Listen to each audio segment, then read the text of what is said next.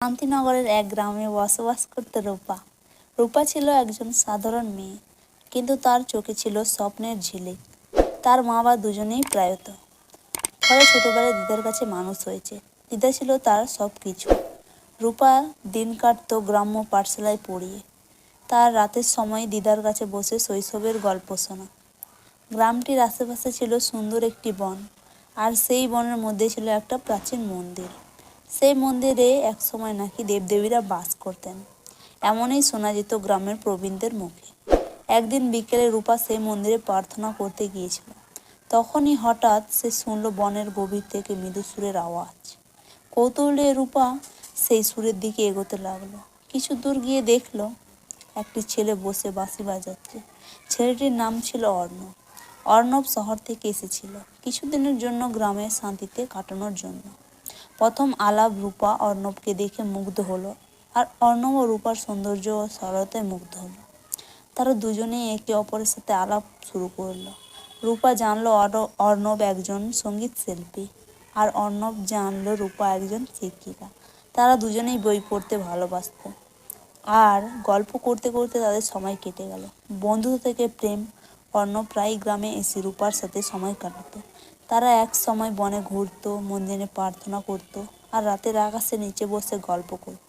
অর্ণব রূপাকে শহরের বিভিন্ন গল্প বলতো, আর রূপা অর্ণবকে গ্রাম জীবনের সফলতা শেখাতো। তাদের বন্ধুত্ব ধীরে ধীরে প্রেমে পরিণত হতে লাগলো। প্রেমের স্বীকৃতি এক চন্দ্রালোকিত রাতে অর্ণব রূপাকে বলল, রূপা, আমি তোমাকে ভালোবাসি। তোমার সাথে কাটানো প্রতিটি মুহূর্ত আমার জীবনের সবচেয়ে সুন্দর সময়। তুমি কি আমার জীবনের অংশ হবে? রূপা চোখে আনন্দ অশ্রু ঝরে পড়ল। সে বলল, অর্ণব, আমি জানতাম না তুমি আমাকে এত ভালোবাসো। আমিও তোমাকে ভালোবাসি। তুমি আমার জীবনের সবচেয়ে গুরুত্বপূর্ণ একজন ব্যক্তি। প্রতিকূলতা ও সংকল্পে তাদের প্রেমের পথ খুব সোজা ছিল না। রূপা দিদা প্রথমে তাদের সম্পর্ক মেনে নিতে পারেনি। তিনি ভাবতেন শহরের ছেলে গ্রামের মেয়েদের সাথে মানাবে না। কিন্তু রূপা ও অর্ণব তাদের ভালোবাসার সত্যতা আর গভীরতা বোঝাতে সক্ষম হলো। নতুন যাত্রার শুরু অবশেষে দিদা তাদের সম্পর্ক মেনে নিলেন এবং আশীর্বাদ দিলেন।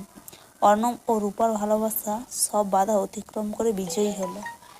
তারা এক সময়ে নতুন জীবনের যাত্রা শুরু করলো।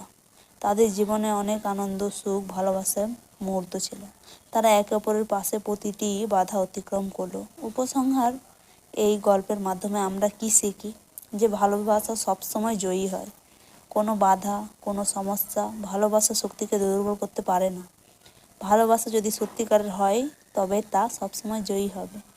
রূপা ও অর্ণবের প্রেম কাহিনী ছিল সত্যিকারের ভালোবাসা গল্প, যা আমাদের হৃদয়ে চিরদিন থেকে যাবে। ভিডিওটি ভালো লাগলে লাইক করবেন এবং সাবস্ক্রাইব করবেন।